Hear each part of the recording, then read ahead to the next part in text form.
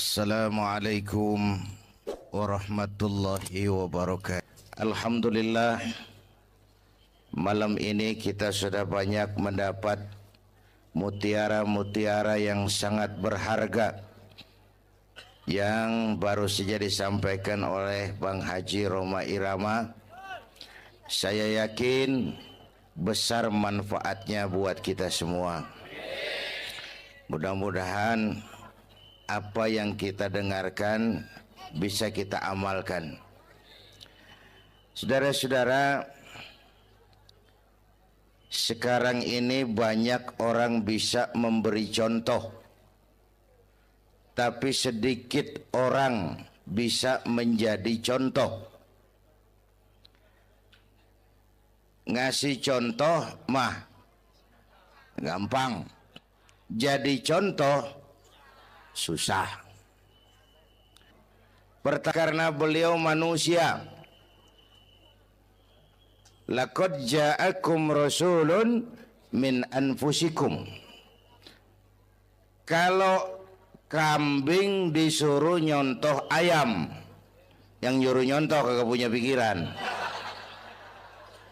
Ya, kagak level. Kambing mah nyontohnya kambing, kebo nyontohnya orang, nyontohnya orang. Makanya Nabi kita orang, bukan malaikat, bukan jin, bukan dewa, manusia. Kalau manusia disuruh nyontoh manusia, itu perintah masuk akal, predispositionnya sama. Kalau disuruh nyontoh malaikat mah ribet kan. Malaikat bagaimana nyontohnya, dia mah tidur kagak, makan kagak, sama duit budeg, sama perempuan kagak open, lah susah nyontohnya. Ya, Superman tuh biar hebat nggak bisa dicontoh Superman, bagaimana terbangnya? Lagian pakai celana dalam di luar, Pak. Nggak bisa dicontoh Superman mah. Nabi kita manusia utuh, cuman sungguh pun manusia, kualitasnya beda. Ini namanya basyarun la kal basyari. Manusia memang, tapi jangan samain, bobot bibitnya beda. Contoh, kita nih manusia, kita tidur. Nabi kita manusia, beliau tidur. Tidur Nabi, tidur mata doang, hatinya nggak pernah tidur. Tuh bedanya sama kita tuh. Tidur kita keblek, asal tidur habis-habisan. Lagi kita manusia, kita keringetan. Nabi kita manusia, keringetan. Keringet Nabi harum wangi, bau minyak kasturi. Zaman belum ada parfum. Keringet kita udah rasain aja masing-masing dah, jangan pakai dikebet udah.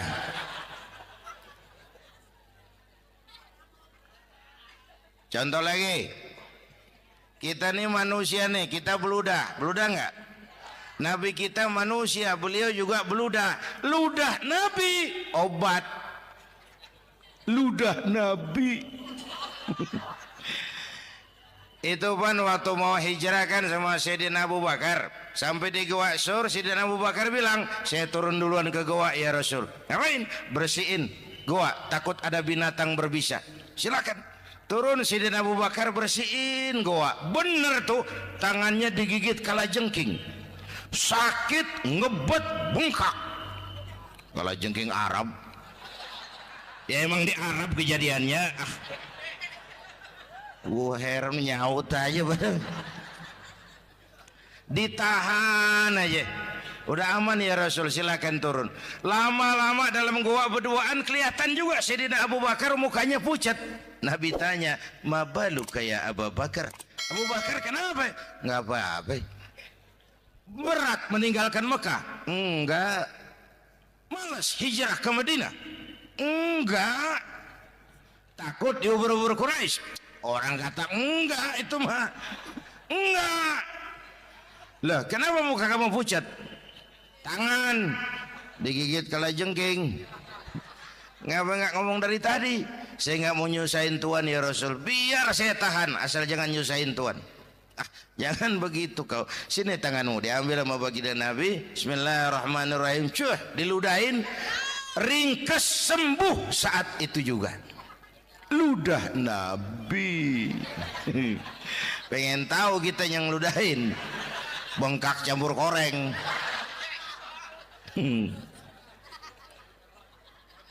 Satu tuh alasannya kenapa Nabi dijadikan contoh, karena manusia. Kalau manusia disuruh nyontoh manusia pasti bisa dong. Ya. Yang kedua, karena tadi kata Bang Haji Omar, pribadinya itu pribadi yang multidimensi. Mau nyontoh apa? Pak, saya ini pengusaha Pak. Nabi umur 9 tahun udah ke Syria tuh dagang lintas negara Syam tuh. Saya jenderal Pak, Nabi mimpin tentara di medan perang Mas. Saya mau balik Pak, Nabi dakwah Bung. Saya guru Pak, Nabi ngajar Mas. Innama bu'istu mu'alliman, aku diutus sebagai guru, guru umat, guru bangsa. Saya politisi Pak, Nabi diplomat ulung Bung. Saya presiden Pak, Nabi mimpin bangsa dan negara Mas. Saya kepala rumah tangga Pak, Nabi punya anak bini Bang. Ayo lempengan mana dulu cari ngomong. Malah Nabi Isa tuh nggak bisa jadi contoh bagaimana membina rumah tangga bahagia. Bagaimana membina rumah tangga bahagia menurut contoh Nabi Isa? Nggak ada Mas. Kenapa? Nabi Isa belum sempat kawin. Ya, Nabi Isa belum sempat kawin. Ada pengikut Nabi Isa menyangka nggak kawin ajaran Nabi Isa, pada ngikut lagi nggak kawin.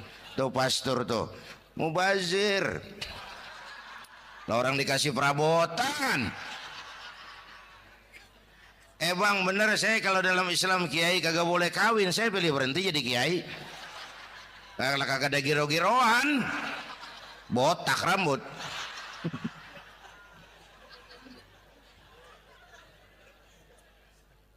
Makanya Bang Haji Omar cerita poligami saya girang banget tadi. Bukan yang ngomong ahlinya soalnya.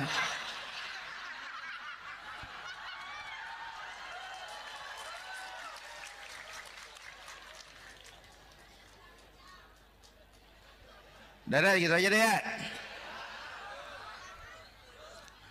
Nah kata Imam Busair ini yang dahsyat. Ka'annahu wa huwa fardun fi jalalatihi fi askarin hina talqahu wa fi hasham. Sepertinya kehebatan Rasulullah itu sama, baik sendiri maupun di tengah tentara. Artinya begini, orang hebat banyak, tapi yang hebat di mana-mana susah nyarinya.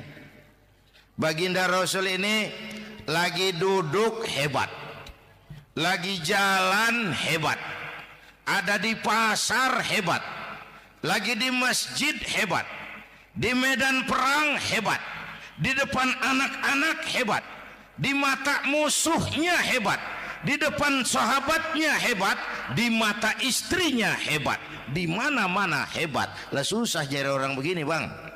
Ya kita mah hebat juga setempat. Di kantor hebat, sekantor orang diomelin. Di kantor, pulang ke rumah dikeplak sama bininya diem aja. Nih di depan bininya dia kagak hebat dia mah.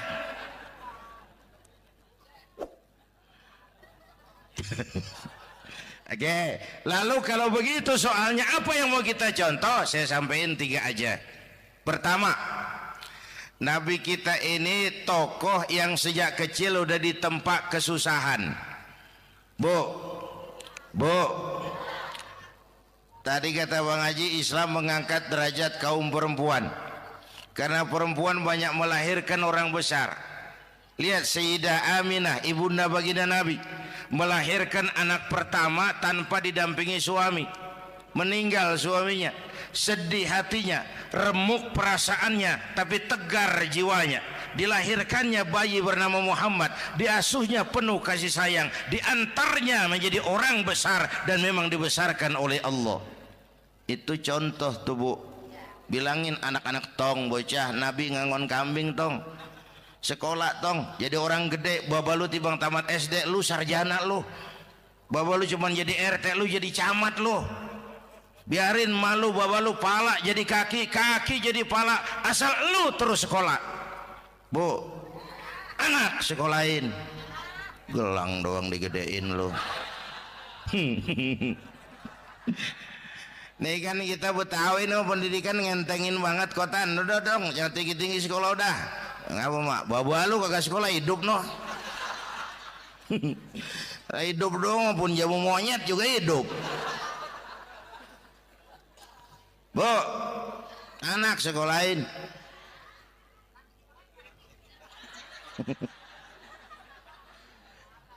Mahatma Gandhi. Oh, kecilnya begeng, ceking, cacingan, yatim. Emaknya tuh, Gandhi sekolah nak, Gandhi belajar nak, Gandhi jadi orang besar nak. Kalau perlu belajar ke Inggris, biar Inggris menjajah kita. Gak apa-apa kau sekolah ke Inggris, tapi jangan jadi Inggris nak. Jangan pacaran sama bule, jangan sentuh minuman keras. Gandhi jadi orang besar. Mahatma Gandhi tumbuh karena dorongan emak. Mak, udah yatim. James Watt, Kang Bandrek. Emaknya tuh yang dorong tuh jadi orang besar. Belum lagi perempuan yang jadi besar.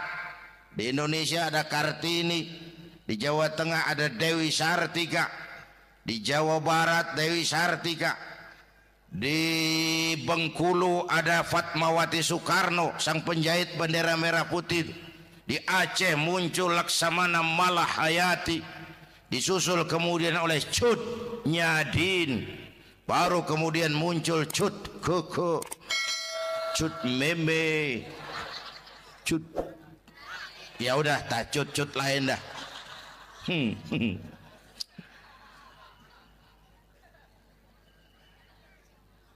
Nabi ke remajanya nggak dikolokin, tegar, tahan bantingan, nggak cengeng. Begini bang, kalau bahasa kita nih, bahasa Betawi nih, orang mah bang kalau udah biasa susah ketemu susah nggak kaget udah. Ya, ya, ya kita Betawi kan masuk sudah nukangin, susah mulu. Saya santri nih biasa makan kangkung, datang ke rumah temen dikasih kangkung, makanan gue ini mat, dikasih daging ayam lah nambah, emang apa? Orang mah kalau biasa susah enak nggak kagetan. Saya santri biasa tidur di masjid, disuruh nginep di hotel, lah pules. Pules nggak? Tapi yang biasa tidur di hotel, suruh nginep di masjid, encok. Makanya kemarin tuh waktu menteri-menteri baru dilantik tuh saya ngarepin tuh, mudah-mudahan nih menteri ini begitu dilantik bacaannya nawaitu sauma ghadin. Lu pada niat puasa dulu dah, entaran. Puasa kan bukan kagak boleh, nunda doang, nunda puasa mah. Tempe boleh maghrib, tahu boleh maghrib, air kelapa boleh maghrib. Lu menteri pada mau naik mobil mewah boleh, ntar kalau ekonomi udah mendingan, rakyat udah pada legaan napasnya. Ya, ya. Sebab apa? Itu duit buat mobil para menteri kan duit negara. Duit negara kan duit rakyat. Duit rakyat kan duit gue juga, itu ada di situ. Gue bayar pajak. Sayangnya kebanyakan pejabat kita asal dilantik aja bacaannya Allahumma lakasumtu. Niat buka puasa. Orang buka puasa kan kemaruk, apa jadi gares? Ya. Bu, jadi benar Islam mengangkat harkat, derajat, martabat kaum perempuan. Kata Bang Haji Umar tadi, dengar nggak tuh? Waktu Nabi ditanya, ya Rasul, siapa yang paling harus saya taati di dunia? Ibumu. Setelah itu, ibumu. Setelah itu, ibumu, setelah itu bapakmu. Ibu 3 kali disebut, bapak. Coba pikirin, ibu 3, bapak 1. 1 bapak. Ini bagaimana ngitungnya, jadi kerok begini nih hitung nih.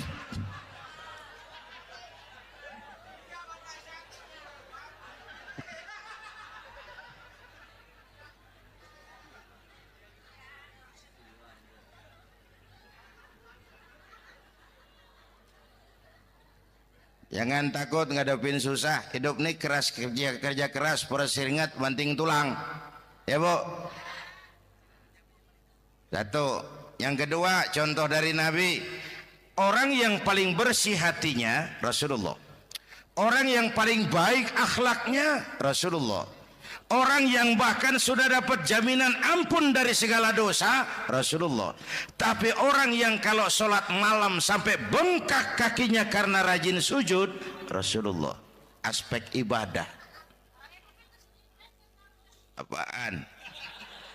Hei, diam-diam giliran gue ini ngomong.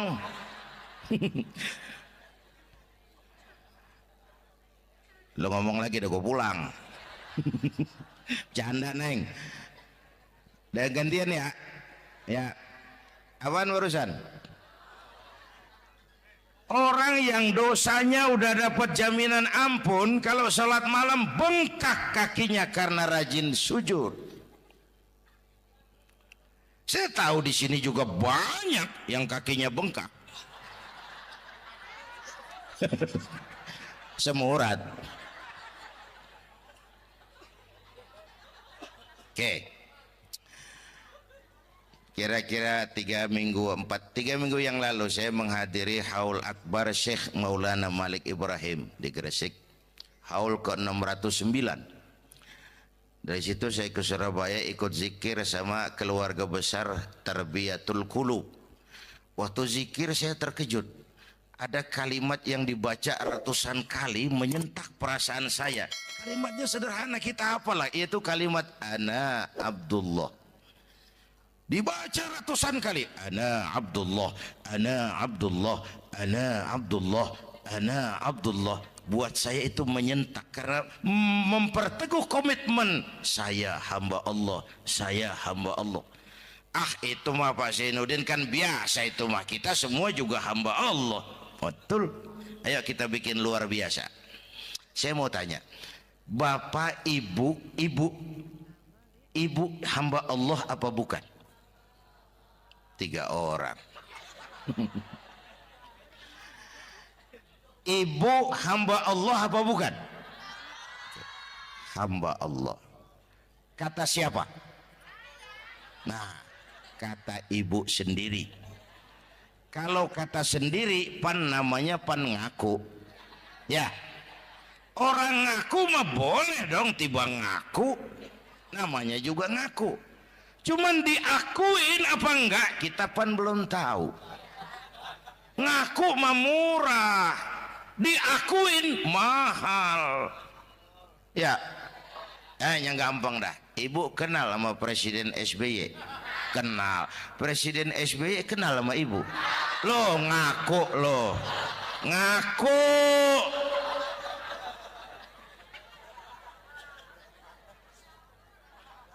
Saya hamba Allah, kata saya. Berapa banyak orang mulutnya hamba Allah, perbuatannya menyatakan dia hamba dunia, hamba harta, hamba jabatan, hamba setan, budak nafsu. Nggak sesuai ucapan sama perbuatan. Yuk jadi hamba Allah yang beneran.